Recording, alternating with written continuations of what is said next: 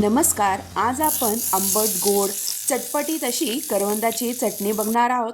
खायला एकदम टेस्टी लागते व तोंडाला चवही येते. तुम्ही एकदा बनवाल तर ही चव विसरणार नाही. मी इथे काही करवंद घेतलेली आहेत, कच्ची करवंद. आता आपल्याला ही करवंद स्वच्छ पाण्याने धुवून घ्यायची आहे. त्यासाठी मी पाण्यात ही करवंद आधीच 15 ते 20 मिनटं अशीच ठेवलेली आहे, जेणेकरून करवंदावर चीक असतो तो निघून जाईल. तुम्ही बघू शकता पांढरट असा चीक आहे ह्या करवंदावर. आता अर्धा तास झालेला आहे, मी अशीच पाण्यामध्ये ही करवंद ठेवलेली आहे. तर अशा प्रकारे मी मध्ये काप करून ही करवंद अशी चिरून घेणार आहे. आता सगळी करवंद आपल्याला अशी चिरून घ्यायची आहेत. तुम्हाला हवे असेल तर ही जास्त कवळी नसतील बिया तर काढून टाकली तरी चालेल. डायरेक्ट तुम्ही अशी बियासकट वाटली चटणी तरीही चालेल. तर जरा जास्त कडक बिया असतील त्या मी काही काढून ठेवलेल्या आहेत व कवळी बिया आहेत ते ठेवलेले आहेत. अशा प्रकारे ही करवंद मधनं काप करून पुन्हा मी पाण्यात ठेवलेली आहे, जेणेकरून काही चीक असेल तर तो निघून जाईल. आता 5 ते 10 मिनटं अशीच पाण्यात ठेवल्यानंतर आता आपल्याला एका मिक्सरच्या भांड्यात ही सगळी करवंद टाकून घ्यायची आहेत. तर बघा स्वच्छ इथे सगळा चीक निघालेला आहे या करवंदाचा.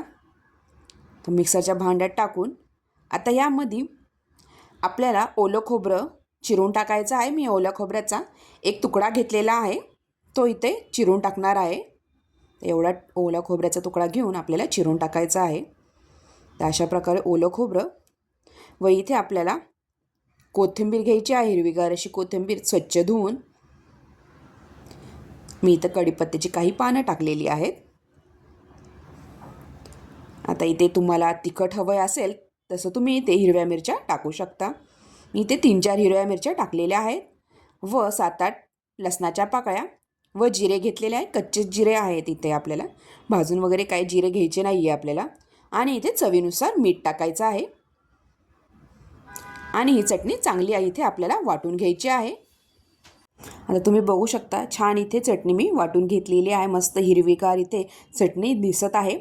आता इथे मी थोडी चटपटीत होण्यासाठी आंबट गोड त्यासाठी मी थोडीशी किंचित इथे साखर टाकणार आहे. तुम्हाला साखर हवी असेल तर तुम्ही टाकू शकता, नाहीतर साखर इथे स्किप केली तरीही चालेल, पण साखरेमुळे थोडंसं टेस्ट छान येते आंबट गोड अशी. तर मस्त इथे आपली चटणी रेडी झालेली आहे. तुम्ही अशीही खाऊ शकता किंवा फोडणी दिली तरीही चालेल, न फोडणी देताही मस्त लागते ही चटणी. मस्तपैकी उन्हाळ्यामध्ये चटपटीत काहीतरी खायला हवे असते, अशा वेळेस तुम्ही करवंदाची चटणी बनवून खाऊ शकता. भातासोबत किंवा चपाती भाकरीसोबत तोंडी लावायला एकदम टेस्टी लागते ही करवंदाची चटणी. अशा प्रकारे तुम्हाला ही रेसिपी कशी वाटली नक्की कमेंटद्वारा कळवा. आता मी इथे ह्या चटणीला फोडणी देणार आहे. मस्त इथे मोहरी आणि मिरची इथे घेतलेली आहे, गोल मिरची घेतलेली आहे. मस्तपैकी इथे तडका दिलेला आहे या चटणीला. आणि हो, व्हिडिओला लाईक, शेअर आणि कमेंट नक्की करा. चला तर मग पुन्हा भेटूया अशाच नवीन रेसिपीसोबत.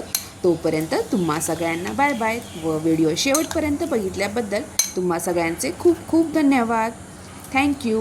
मस्तपैकी एन्जॉय करा करवंदाची चटणी.